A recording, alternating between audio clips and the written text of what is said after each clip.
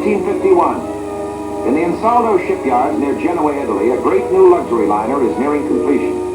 Designed to be Italy's first post-war bid for a share in the valuable transatlantic passenger traffic, she is almost 700 feet long and will have a cruising speed of 23 knots, placing her among the largest and fastest of the world's liners.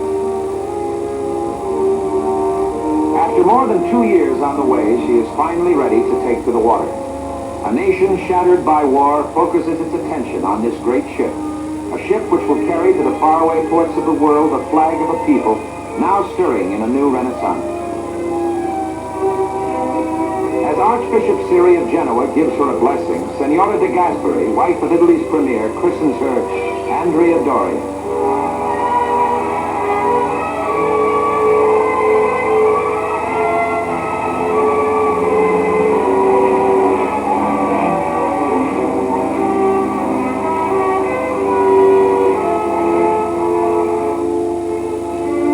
Other ships flying the Atlantic may be larger or faster, but none can claim to be more beautiful.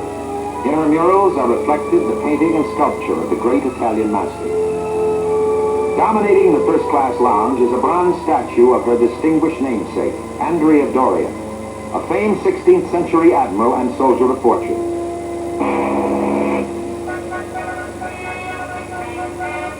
December 1952, the Doria moves out for her first sea trials.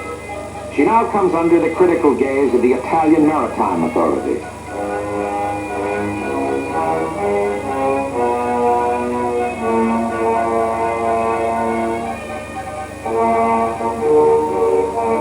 The hull is divided into 11 watertight compartments.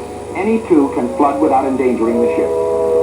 In addition, she is fireproof and carries lifeboats for 2,000 people. Dominating her superstructure, radar, sweeping a safe course through the heaviest weather or the blackest night. A great ship is more than a thing of steel and paneled wood. A great ship has a soul, has life, breathed into her by the painstaking artisans who make her a thing of beauty unique in all the world. Such a ship is the Andrea Doria. The Doria proves herself a lady, as efficient as she is beautiful. And she is accepted for service with a salute.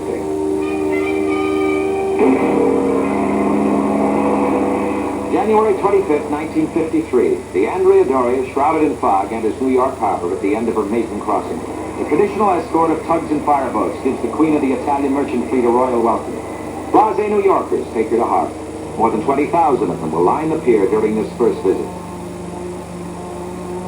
In command, Captain Piero Calamai, member of a distinguished seafaring family, himself a veteran of 37 years at sea. I was very happy to be back in New York. And hello, New York, eh?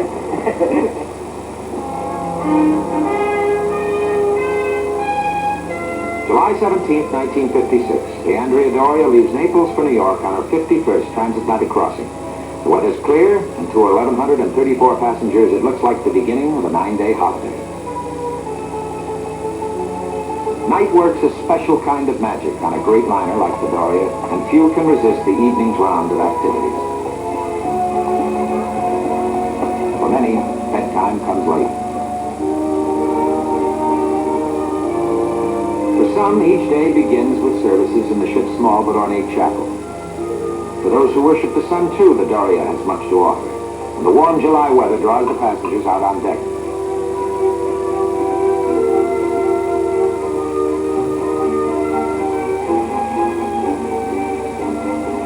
As the Italian Line's brochure says, she must be a whole way of life for her passengers.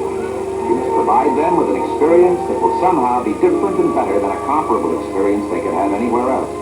It must be one they will never forget, as long as they live. The captain gave cocktail parties and dances and costume parties and good food, wonderful food, and very comfortable. It was a very lovely ship.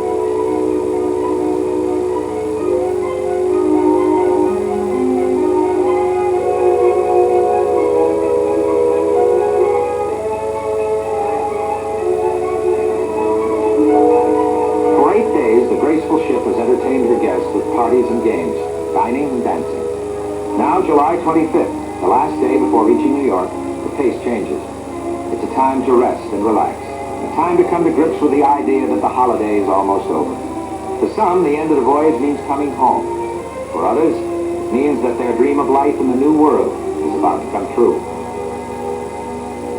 Shortly before noon on this same day, two other ships are just beginning voyages. Leading the way out into New York Harbor for the crossing to Europe is the seasoned veteran of the French line, the 30-year-old Ile-de-France. Following close behind, the Swedish liner Stockholm. The Stockholm is smaller and slower than many of her competitors in the Atlantic trade, but she is a sturdy ship.